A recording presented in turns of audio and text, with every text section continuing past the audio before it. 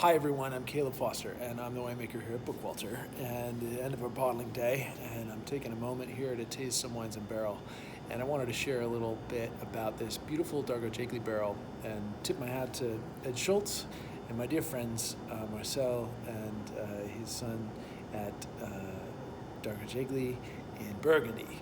And really beautiful barrels, and I want to share a little bit. I've done my little video about Chardonnay barrels, which my favorite barrels are the Marcel Cadet for Chardonnay here in Washington, particularly for the Connerly Vineyard Chardonnay that I've made for so many years, over 20 years now.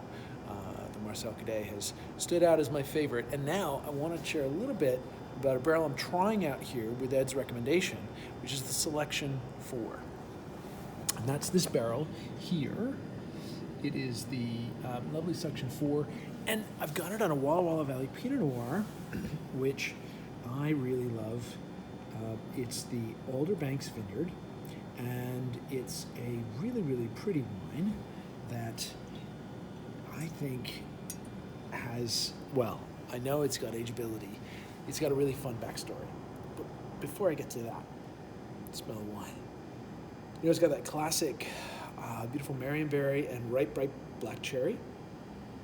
A little bit of crushed roses, dried rose petal that I just love. And I think that's got to be probably my favorite tasting note in wines. I get it in Cab Franc when it's lovely, and I get it in Pinot Noir, and I love that. I want rose petal. I want dried roses in my wine. That's why I make them that way. What does the barrel do? You know, the barrel allows a brightening of the fruit. It's got a little bit of vanilla, a little bit of energy, a little bit of brightness, prettiness, sort of almost a wind in your face, sort of leaning into the energy of the wine.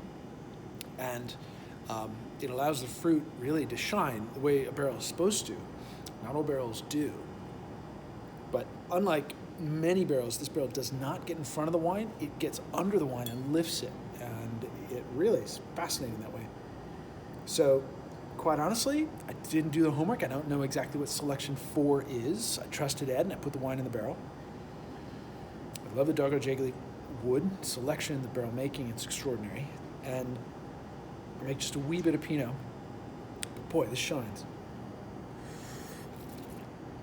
Overall, it's subtle. It has no tone of smoke. It has no tone of raciness. It's very tight, bright, lean, intense, leans forward. It's fresh. It's energetic. It's lively. It's got ability to age. It's a wine that wants to age. It's just finished mellow, but it's good. So clearly, it's a barrel that fits Pinot. That's for sure. And it makes it a little shinier instead of more woodsy. Right?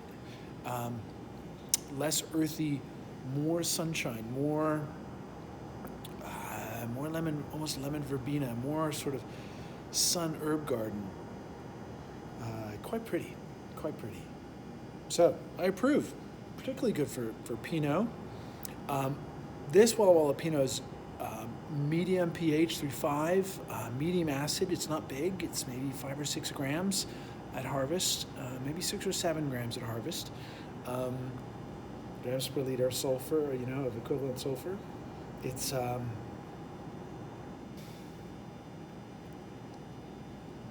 medium tannin, not really big. But what it's got is it's got a frame of acid tannin that's really holding this beautiful rose petal, cherry, Marionberry fruit. So. And on the backstory, if you're watching still, I got to this wine because I had the fortune of starting winemaking back in 1991. And in 1992, it might have been 91. Oy vey, what vintage was it? It was 92, wasn't it? Yeah, because that's what the Magnum was. So I ended up with a Magnum of the 92 Pinot Noir, which I intended to take to Lulu, who was from Bouet in Sancerre, near Sancerre, Bouet in the Loire Valley, and who made the wines, who worked with us at Woodward Canyon, and he made the Pinot Noir from this vineyard in a whole cluster style that was radical to me. He just put all the whole clusters in there, He put, I don't know, 800 pounds, 900 pounds in a little bin, stomped it with his legs and feet, and I thought that was gross. And then we made an amazing wine. It was really darker than the 2020 I've got here. And it's super peppery. And we put it in a half barrel, and then we bottled it. And we pretty much did, I think we did most of it in magnums. And Rick sold it all at Woodward Canyon. And then I got a magnum. I thought, I got to bring this back to this guy. And I went to the Loire, didn't make it to his house, came home. I thought, you know what? Gosh, it's 2016, we should drink it.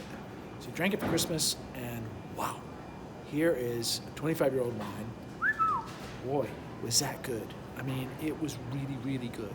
It was fruity, it was aged, it was good, it was rich, it was intense, it was everything you wanted in an aged wine.